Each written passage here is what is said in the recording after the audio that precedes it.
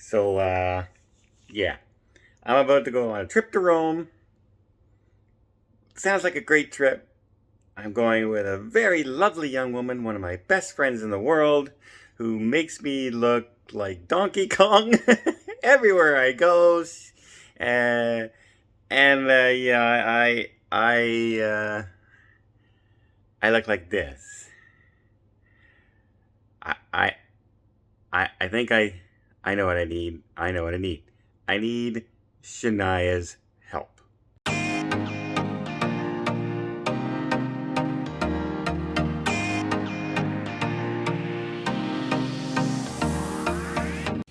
Hey folks, Judge, say hi, Shania. Hello. Flawless hair design, anyone in Ottawa. What do you think? Better? Better than what I looked like this morning? Anything was better than what I looked like this morning. So yeah, okay, I don't look the same as I did yesterday when I got my hair cut because I'm a little scruffy today. Today is cleaning the house day, today is packing day, today is laundry day, today is double checking day, today is workout day, and finishing off the work that I need to do before I head off on my trip. But I have a little routine that I like to do before every cruise. One was I get my hair done with Shania. Done. Once in a while, I buy something new for my cruise, and in this case, I bought a new suit. Okay, step two, I got my new suit. It's a tan color this time. I'm not going to show you what it looks like because that's a surprise for the cruise. But step two, done. Another thing I like to do ahead of time is try and lose a little bit of weight before my cruise because I know I'm going to gain it back on the cruise. So I tried to slim down. Okay. I got my hair cut. I think I've slimmed down quite a bit. I think I'm finally ready for my cruise. And finally, I gather up all the things and put them into the suitcase in order of what I need. First of all, the most important is I always have my passport and my documentation ready to go in my backpack. So I'm not scrounging, looking around for it. I have it, it's ready. I know where it is every time. When I come back from a trip, I put it in the same place every single time the minute I walk in the door. So I'm not one of those ones who has to look for their passport every single time. That would be a nightmare because I would forget it all the time. And then for some trips like this one, I told you, I think last week or 2 weeks ago, that I ordered money. I ordered euros at the bank. And last week, they didn't have them. Well, this week I went back and they did have them.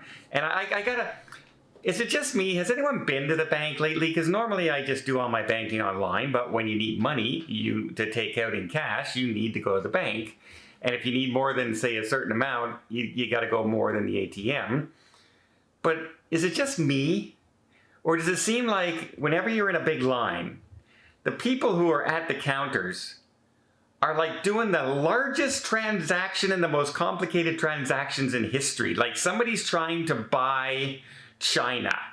It's just like every single person, there are 3 tellers and there's like 20 of us in line. And the 3 people at the teller each took about a half hour each. Because one person was trying to pay taxes without knowing his tax number and without knowing his identification number, and he was trying to pay it with a check that he hadn't had cleared. Another lady was trying to open a foreign account from Spain, and she didn't have the proper documentation. It was just, what? What? Meanwhile, the rest of us are sitting there, I ordered money a week ago. Another guy just wanted to deposit his check, but he had to go and because he wanted some money out of it, and he can't do it at the.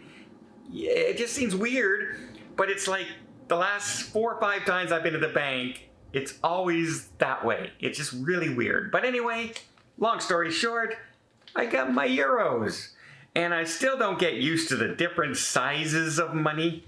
Like the 5s are this size, but the 100s are this size. Like they're bigger, right?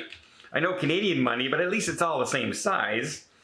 And I have about 1,200 euros here. And people are right away will say, well, why do you need so much money on a trip? Everything's cashless. Yeah, except the shore excursions and dinner and your hotel where you're going to be sometimes and tips, right? So right away, $100 for my stateroom, 100 euros minimum I usually give for my stateroom attendant. I also have Alicia's stateroom attendant. And let's say I take 50 to tip my driver who's picking us up at the airport and driving us off. I gotta pay cash for my driver each day. Suddenly, this isn't as big.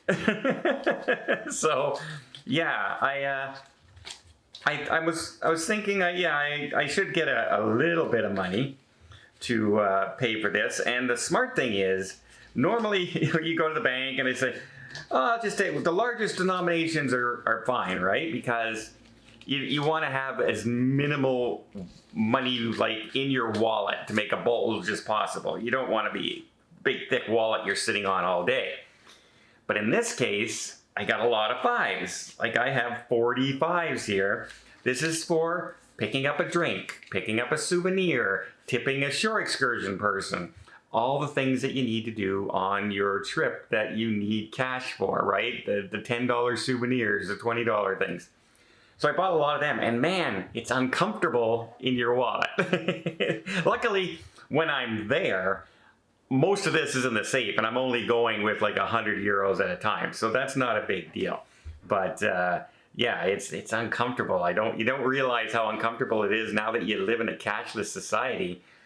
That ow, a big bulging wallet full of ones, twos, and fives are really, really painful. So anyway, I've trimmed down. I got my hair cut.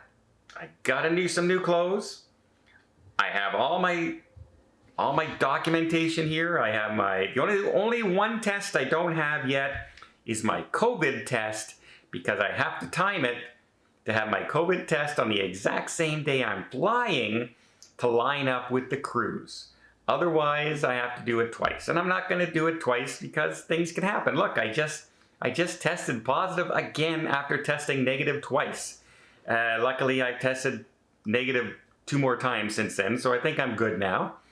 But yeah, it's a routine I like to do, and I got to get ready. And the last thing I do, like suitcase is all ready. He's packed. He's ready to go. He's anxious. So suitcase is done. I'm packing my backpack today. I have all my stuff ready.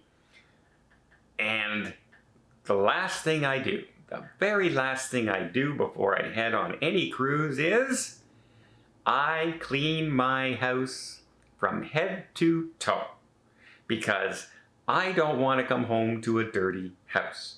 It's kind of like makes your return stressful. If you come home and there's dishes in the sink, or there's clothes lying around all over the place, or your bed's not made, and it just feels like, I just came from a great cruise where they did everything for me, and now I got home and now I gotta remember to do those dishes in the morning. I gotta do that laundry that I forgot to do before. You know, and I'm a single guy. I live here by myself. So it's easy for me to just throw things around. No one sees them because I don't have to film them, right? And yeah, I do this because I did find myself going, when you come back from the trip and things are all over the place, I get more stressed when I come back, and I feel like, I need another vacation, because I'm suddenly feeling like I'm back in the real world, and I'm back in having to do stuff that I don't. But if you come home to a clean house, and even a freshly made bed when you come home from your trip, especially if you just did 21 hours of sitting around an airport from flight delays and cancellations and things like that, and you get home and your house is clean and your bed is made, it feels so relaxing when you get home. And I've learned that that's one of the best things I can do to prepare for a cruise, is to prepare for when I come home from my cruise.